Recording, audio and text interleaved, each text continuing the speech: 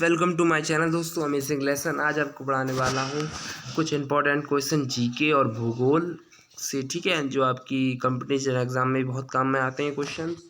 चलिए देखते हैं। पृथ्वी अपने अक्ष पे दोस्तों कितनी झुकी हुई है? 23.5 डिग्री झुकी हुई है, ठीक है। जो पृथ्वी है दोस्तों, ये दोस्तों है, ये मान लीजिए मैंने पृथ्वी बना दी है, ठीक है। ये तो पूरी तरह से गोल नहीं है दोस्तों, कुछ कुछ झुकी हुई है अपने अक्ष पे। तो कितनी झुकी हुई है? 23.5 डिग्री। याद रखिए 23.1/2 डिग्री झुकी हुई है। चलिए, सौर मंडल का एकमात्र ग्रह जिस पर जीवन है आप रहते हैं, कौन सा है? पृथ्वी। और इस पर जीवन क्यों? क्योंकि इसमें जैसे जीने के लिए बहुत सारी गैसें उपलब्ध हैं, ऑक्सीजन एंड कार्बन डाइऑक्साइड, ठीक है। और इस पे जल है, ये जीवन के लिए बहुत बड़ा स्रोत जल है इस पे, ठीक है। और गैसें भी हैं। चलिए, सौरमंडल के बड़े ग्रहों में पृथ्वी का स्थान कौन सा है? 5वां ग्रह स्थान है, ठीक है। पृथ्वी का विषुवतीय व्यास कितना है? तो आप बता सकते हैं 12,756 किलोमीटर इसका विषुवत है। और इसका ध्रुवीय व्यास पूछा जाए तो 12,714 किलोमीटर। तो कभी भी पूछा जाए पृथ्वी का विषुवतीय व्यास कितना है, तो आप बता देंगे 12,756 किलोमीटर है। और पृथ्वी का ध्रुवीय व्यास क्या है? तो 12,714 किलोमीटर है, ठीक है। चलिए, पृथ्वी अपने अक्ष पर किस दिशा में घूमती है? पश्चिम से पूरब की ओर घूमती है भैया मेरे, इस तरह से, ठीक है। पश्चिम से पूरब की ओर घूमती है पृथ्वी अपने उसमें, ठीक है। पृथ्वी अपनी दिशा में पश्चिम से पूरब की ओर करते हैं। अब दोस्तों ये कहा जाते हैं, पृथ्वी अपनी धुरी का चक्कर लगाने किस रफ्तार और कितने समय पूरा करती है? तो 1610 किलोमीटर प्रति घंटे की चाल से चलती है। 23 घंटे 56 मिनट और 4 घंटे में पूरी करती है पृथ्वी अपनी धुरी का चक्कर। मतलब पृथ्वी अपनी धुरी पे घूमती है, उसको क्या कहते हैं? घूर्णन गति। और पृथ्वी इस गति को कितने कितने टाइम में पूरा करती है? पूरे 24 घंटे या 23 घंटे 56 मिनट 4 सेकंड में, ठीक है। और किस रफ्तार से पूरी करती है? 1610 किलोमीटर प्रति घंटे। 1610 किलोमीटर प्रति घंटे। पृथ्वी किस गति से दिन और रात होता है दोस्तों?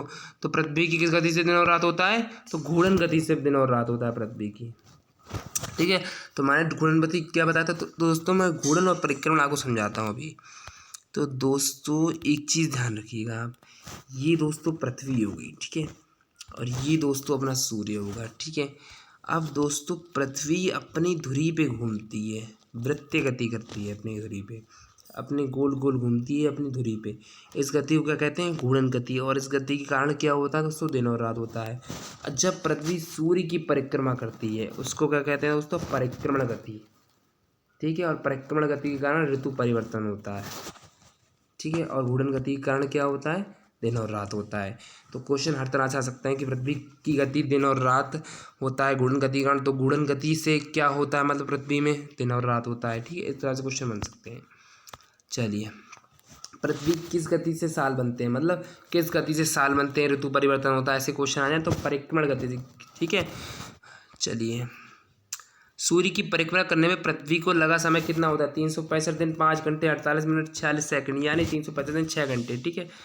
पृथ्वी की सूर्य की परिक्रमा करने में लग गए सब वक्त को क्या कहेंगे? 1 सौर वर्ष। 1 सौर वर्ष में दिनों की संख्या कितनी होती है? तो 365 दिन 6 घंटे आप बता सकते हैं, या 365 दिन 1/4 दिन, ठीक है।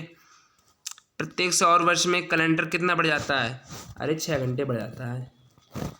आकार बनावट की दृष्टि से पृथ्वी किस ग्रह के समान होता है? शुक्र ग्रह के समान। इसमें लिखा नहीं, बता दे रहा हूँ आपको, शुक्र ग्रह के समान होता है आकार पृथ्वी में, ठीक है। क्योंकि शुक्र ग्रह के समान, क्योंकि शुक्र ग्रह का आयतन है, आकार है, वो सब बनावट है, वो पृथ्वी की तरह ही है बिल्कुल। तो क्वेश्चन इस तरह से भी हो सकता है कि कि पृथ्वी की बहन किसे कहते हैं, पृथ्वी का भाई किसे कहते हैं? तो कौन सा ग्रह आ जाएगा? शुक्र ग्रह आ जाएगा, ठीक है अपना।